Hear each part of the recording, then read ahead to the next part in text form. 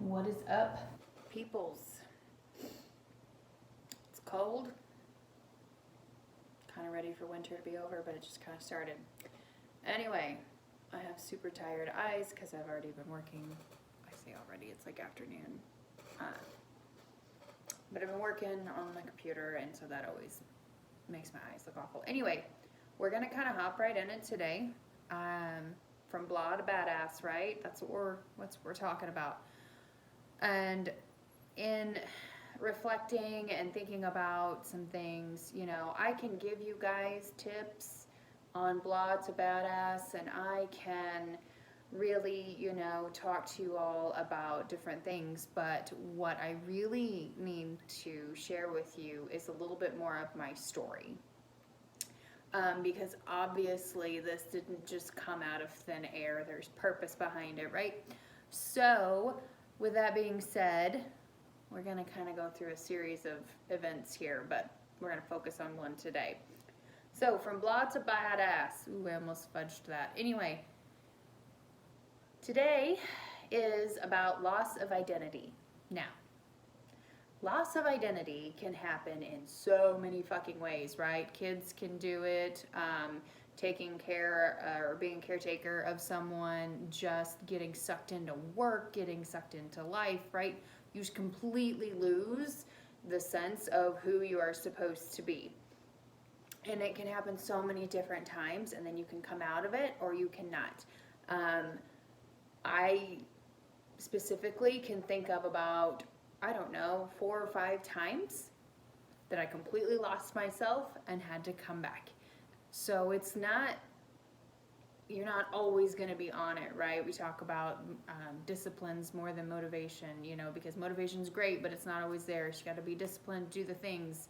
Well, today, a loss of identity is because I placed complete and total trust of my happiness in someone else. So you always hear you're never going to be happy unless you're happy with yourself, and that is absolutely true, beyond true. So when I was 19, so it's been just a few years ago, kind of, not really. I'm 35 freaking years old. So when I was 19, I moved out of state with my boyfriend. I have always or had always been like the good kid. I did my shit, I got the grades, I didn't get in trouble, I let my brother do all that. I just didn't do those things, or if I did, I didn't do them so severe that I got caught. So, I was the good kid.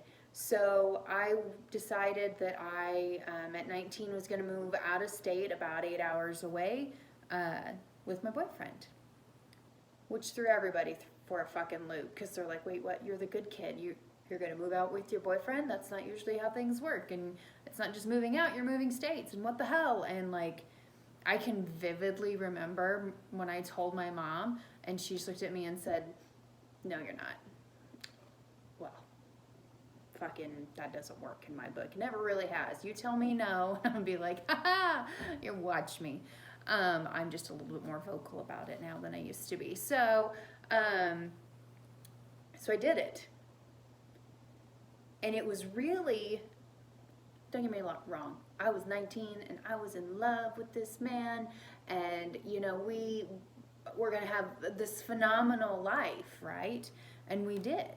But it was also very much a rebellion thing where I was like, Mom said no, so I'm going to go.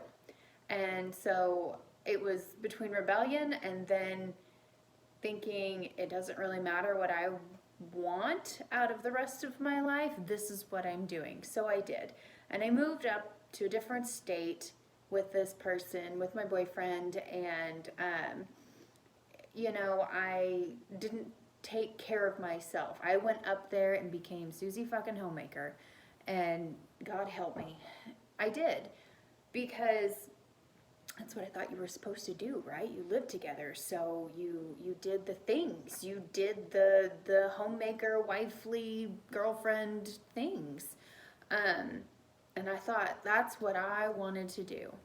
I wanted to go up there and just be the perfect partner. And who gives a flying fuck about if I'm happy with myself? Okay? So I did. The whole Susie Homemaker thing was also a bit of a rebellion as I look back on it. My mom was married 4 times, had boyfriends in between. I did not have a shit childhood by any means. I was always well taken care of. But it was more of a, this is my boyfriend, we're gonna move out of state, we're gonna make this shit work, and I'm gonna have this great fucking relationship. So while my 19-year-old heart was in it, my head was in this like rebels phase, right? So I go up there, we rent a house, and we live up there for a while. And I do Susie Homemaker.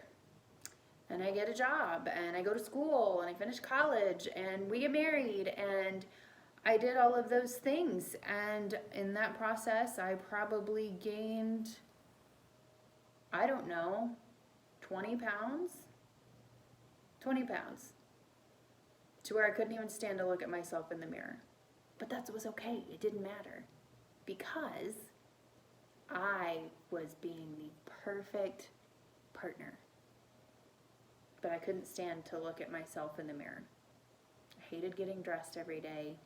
I hated shopping for clothes. I was very judgy to other people who felt good about themselves. It was always, it just comes so easy for them. Well, they have good genetics, or good for them. I did finish college to be a teacher, but because I loved the kids. However, I wasn't in it for the money. So, but in that time frame, right? So I'm being the perfect partner. I'm rebelling against my family because I was always the good kid, and now I'm like, well, I'm gonna go do this, and I'm gonna make him so happy, and I'm going to just be everything. And I didn't care about myself.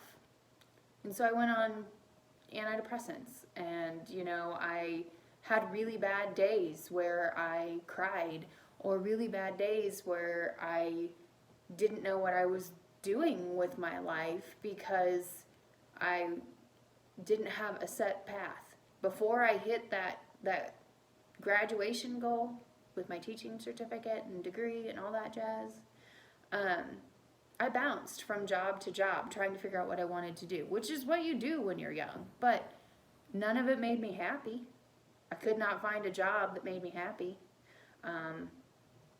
because a lot of it had to do with retail, or it had to do with customer service in some way. So you're constantly getting shit on by other people, and you already don't feel good about yourself, but you're pretending and smiling that you do. So, yeah, it was a low spot, but I had a really fucking good fake smile. Really good one. And I used it a lot.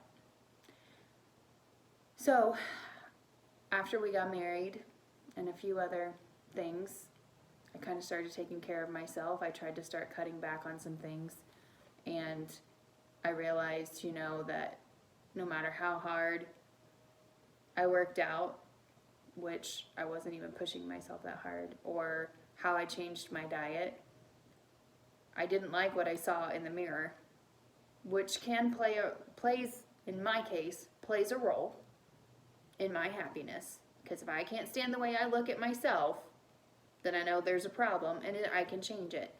But, so I didn't like the way I looked in the mirror, but then I also, realized that I've got some mental things going on that I probably should address.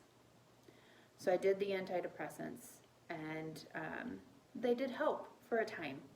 And I kind of came out of this funk of I don't like myself. But then you get into the I should like myself just the way I am, and you should But to what extent? Because I was still heavy. I say heavy. I was still that extra 20 pounds. But I had antidepressants telling me everything was fine. So they masked that problem of the fact that I still didn't like the way I looked in the mirror. Talk about a fucking cycle of shit. And I'm expecting this other person to just fill me up with all this happiness. But I'm not happy with myself. And that's my own problem. He did everything that I would ask him to do. And he did everything that he thought was making me happy. But in being a perfect partner, I didn't speak up either. I didn't speak up and say, well, I'd really like to do this. Or I'm really not happy with myself about this. I didn't do that. Because as the perfect partner, that's not what you do, in my mind, at that time. That's not what you did. You didn't talk about those things. You took care of your other person. So I started using my voice, and things got a little rough. But that's a topic for another day. Long story short, if you are placing your entire fucking happiness in something else, not even a person, but something else out there, like your job or the pretend life you have on social media, on your likes and comments, or a person, whatever. If you are not happy here, you are leading and living a pretty fucking empty life. And it took me, I'm 35, so I mean, it took me 20 years to kind of realize that and figure that out. So, if you are living for somebody else and you're not feeling it here, I would ask that you write down what it is that you really fucking want out of life. You should not be waking up every day and dreading a part of your life. And I know that's hard because there are parts of your life that are not fun, but they should at least have purpose. But if you're dreading every single day, why? Why? What can you change? What can you change? What can you do? What can you read? Can you go for a fucking walk? Can you do a vlog? Anything. Can you Google it? I'm unhappy. I've put all my happiness in this and I don't know what to do. Google's amazing. You can learn anything on Google. But I would ask that you would do that. And if you're the one going, oh, I don't know what I want to do with my life. I don't know about this. I don't know about that. But this over here is amazing. This person completes me. There's your fucking problem. You should be complete. Your partner should be complete. Are there days that there's an ebb and flow where they need a little bit more and you've got to give a little more? Absolutely. But most of the time, there should be wholeness. It should be two whole people, not one completing the other. It's 100% and 100% all the fucking time. And if you're not there, have that conversation with your partner. Have that conversation with yourself. And it's probably a good idea to have that conversation with yourself before you have it with your partner, because you need to know what the fuck you need to say. It's not an aggressive conversation. It's not a mean conversation. It shouldn't be. It should be one of understanding and saying, hey, this is what I'm realizing about myself. And that's what I did. I started figuring out what it is that I wanted and where I wasn't getting it, and started having some really fucking hard conversations. So, there's your blah to badass moment story time. Again, this beautifulness is on beautifulbadasslife.com with some other fun things. Find me on Instagram on beautifulbadasslife. And until then, I'll see y'all fucking next week. And yeah, toodaloo, motherfuckers.